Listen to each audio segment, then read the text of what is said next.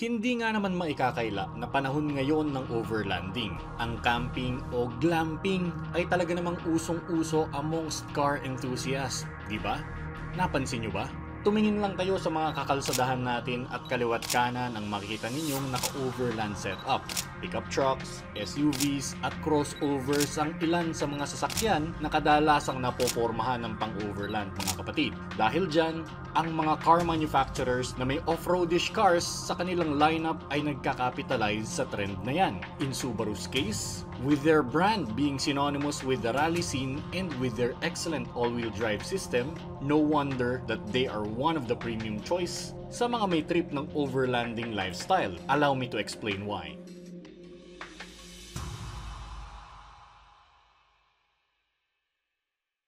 Mga kapatid, ito po ang 2024 Subaru Forester at isa po itong mid-sized crossover. Kilalang kilala ito dahil sa smoothness, gawa ng kanyang boxer engine at ng very capable all-wheel drive system. Kilala rin ito dahil sa kanyang very spacious and comfortable interior. But for overlanding, how does it perform?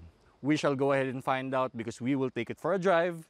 Everybody, welcome to another King Senko Car Reviews. Sa road trip na ito, napili natin itong dalhin dito sa Bitbit River. Di kalayuan sa Metro Manila pero saktong drive lang sa national roads at maging sa maikling off-roading pababa sa mismong napili naming location. Kumusta naman kaya ang suspension? Sa obserbasyon ko, napaka-refined manakbo nito on-road dahil sa smoothness ng boxer engine niya, and the suspension is tuned so nicely that it soaks up bumps very well and there's not much noise, vibration, and harshness coming through the cabin. Pasadong-pasado agad dahil aminin na natin, ang karamihan ng magmamay-ari ng ganitong sasakyan sa malamang ay sa kalye idadrive ang mga sasakyang ganito. But when we took it off-road,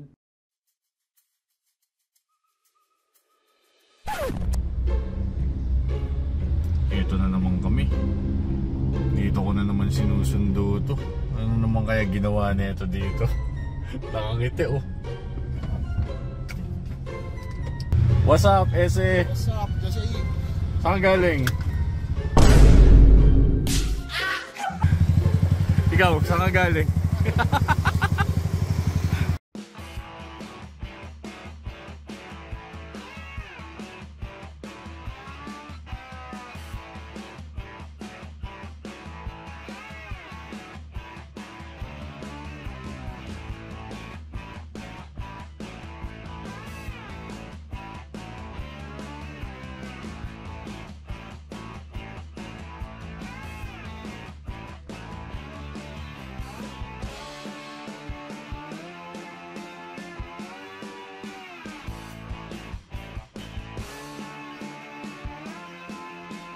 Makikita nyo yung magkahiwalay na screen, no? Down here is my infotainment system, but that one tells me everything about the car. So this one is the roll, kung tumatagilid na ba yung sasakyan, ilang degrees, ang direksyon. And that one is the pitch, nakasubsub ba o nakatingala ba yung sasakyan. Everything are crucial if you're traversing a tricky downhill off-road section such as this one. Perfect.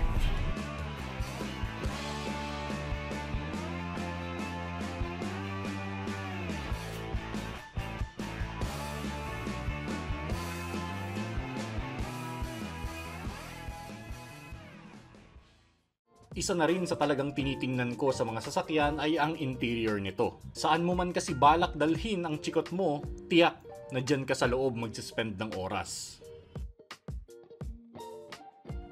Alright, at this point, we're approaching the slope pababa dito sa Bitbit River. And if you may notice, nandito ako ngayon sa I mode, the mode that you'll use on road. What I'll do is, I'm sorry for the crap, pipihitin ko to papunta dyan.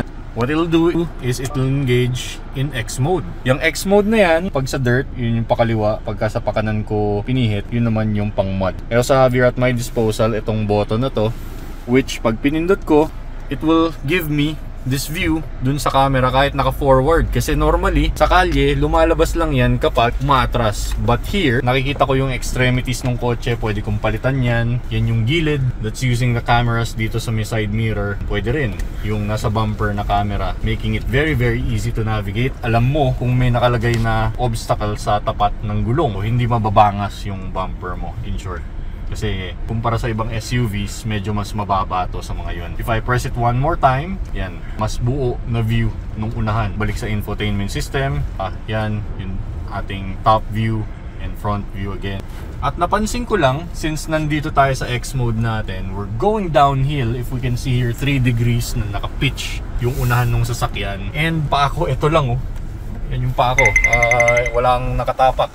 Pero the car is controlling the descent. Ibig sabihin, para ako naka-engine brake sa mga manual na kotse. But this time, it's the computer that's working, controlling the speed for me para hindi ako out of control pag bumababa ako dyan. All I would do now, with all this technology, is to just focus on the road. Tignan ko tong screen ko from time to time so I would know where exactly I'm placing the front wheels. Brilliant! Tulad nga ng sinasabi ko, no, sa mga off-cam namin pag pinag-uusapan namin, ito mga ganitong klaseng technology, it's something that I don't need as a driver, as an enthusiast, but having it with me, kung ipahihiram ko tong sasakyan na to sa isang family member na gusto itong i-drive at mapapadpad sa mga alanganing lugar, well, I know that they will be safe. The infotainment system is also spot on mga kapatid. It has everything you need and they're easy to control. Pero kung ikukumpara natin ito sa interior ng nauna nating nasubukan na Subaru Crosstrek, kapansin-pansin na mas maliit ang center infotainment display screen nito. Magkahiwalay rin ng mga information na related sa kotse mismo at yung para sa entertainment at wireless phone connectivity. Dun sa Crosstrek kasi, lahat ng nakikita kong information dyan, nakikita ko sa isang malaking infotainment system para dun sa Crosstrek. Now, with this, parang pinag-iwalay siya. Ito yung infotainment, while that is purely for the car's information, yung mga additional na kailangan mong malaman, such as that, range, yung air conditioning setting, oras, temperature, and the like. Ganun pa man, higit itong mas komportable. Matter of fact, nadala ko ito sa La Union kung saan may 6 na oras ko rin itong minaneho sa mga expressways at mahabang stretch ng national roads. Take note ha, maulan pa nun. At ang drive ko rito ay nothing short of comfortable and refreshing.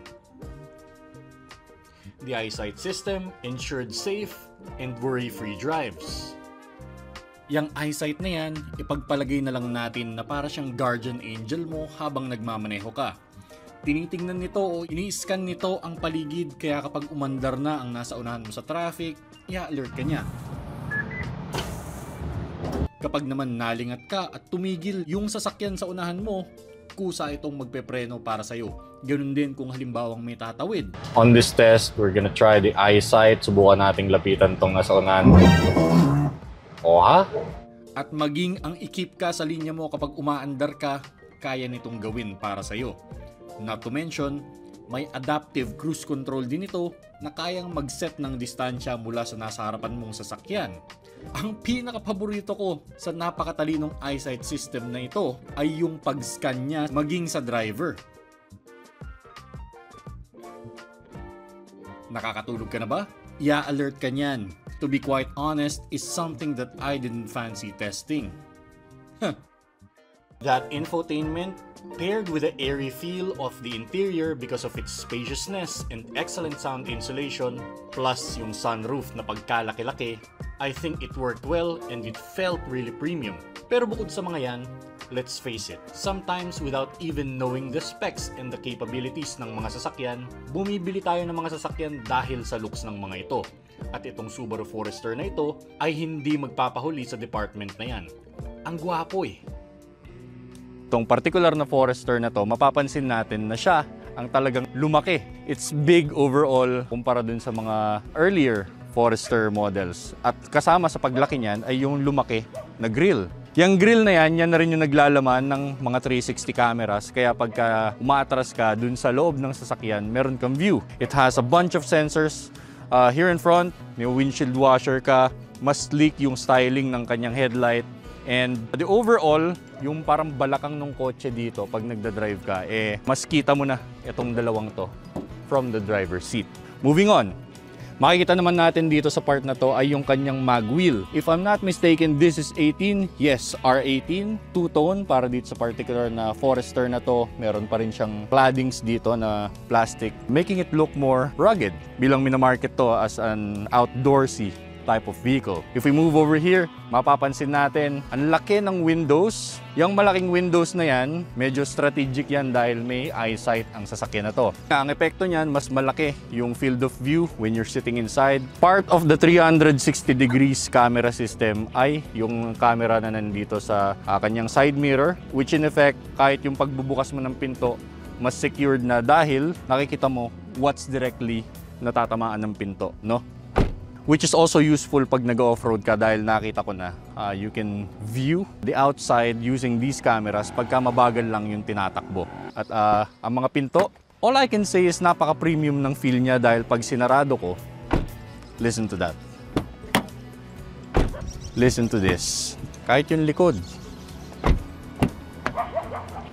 Now over here at the back, meron pa rin tayong camera. Part pa rin yan ng 360 degree visual kapag kumakambyo tayo sa reverse or kapag nag-off-road tayo. And part of the development dun sa sleeker look ay ang kanyang tail light. Parang letter C on either side and it looks sharper. Automatic yung bukas ng tailgate.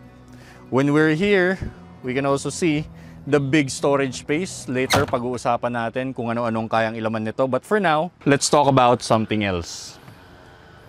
Ang lahat ng yan, well thought out para sa lifestyle ng mga outdoorsy na nais-targetin ng Subaru para sa sasakyan na ito. Kita ninyo ang roof rails na ito? It is designed to bear the load of this two-lay rack. And that rack can easily add a lot of storage space. Swak para sa mga bitbit ninyong camping stuff o pasalubong kung mag-out of town kayo. Kung trip ninyong mag-kayak, may rack para sa mga equipment niyan. Trip ninyong mag-surf, meron ding rack na nabibili para dyan.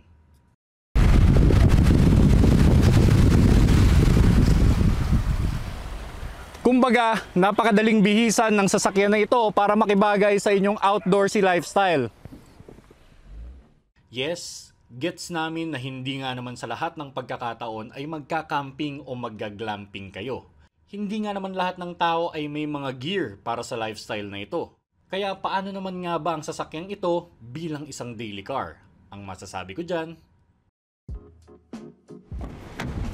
now guys, that we have arrived here at the campsite at alam na natin kung ano-ano yung mabibitbit natin sa trunk space nitong Subaru Forester. Right off the bat, ang napansin ko ay yung aircon para sa passenger. Walang ganito yung nireview natin na Crosstrek and this power outlet. Meron tayong 2.1 na USB outlet, dalawa, no?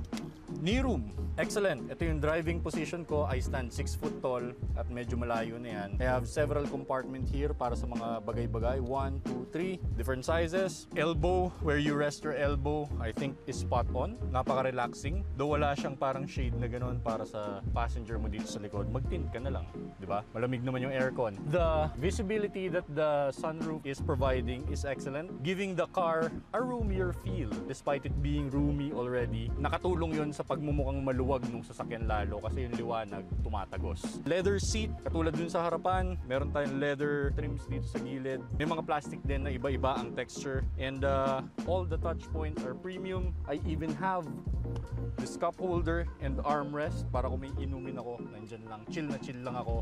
Parang doon kapag bumibiyahe, nakaganyan lang, approve na approve. Yung kulay din, I think the color choice that Subaru picked here, sa unahan medyo hindi siya halata, but all these light colors up top mixed with not very deep black, no, parang medyo dark gray siya na leather, I think uplifted and brought out the premium feel para dito sa sasakyan na to. So I think the price point, which we will talk about in a little bit, is justified. Lahat ng yan ay ang mga magpapagaan ng buhay ng magmamay-ari ng sasakyan na ito sa daily drive. Imagine na lang yung stress ng pagdadrive sa Metro Manila, di ba? It's nice to know that your car makes your life easier when you battle the terrible traffic on the daily. Inaalagaan ka kumbaga. Now, on the business part dito sa Subaru Forester natin, we have here the 4-cylinder Boxer engine.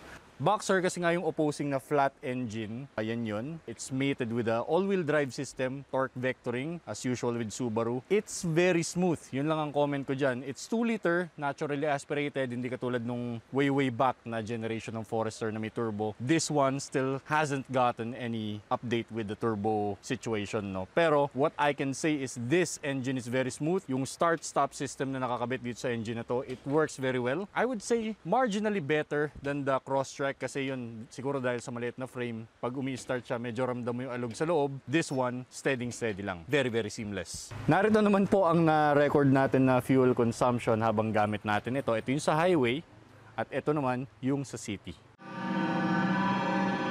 Dito sa Philippine market, narito po ang halaga ng isang Subaru Forester mga kapatid. May variants ito na Forester IS, ES-GT na mas mataas kesa dito sa ating na-review at ito naman mismong na-review natin ay ang Forester IS ES. Walang GT.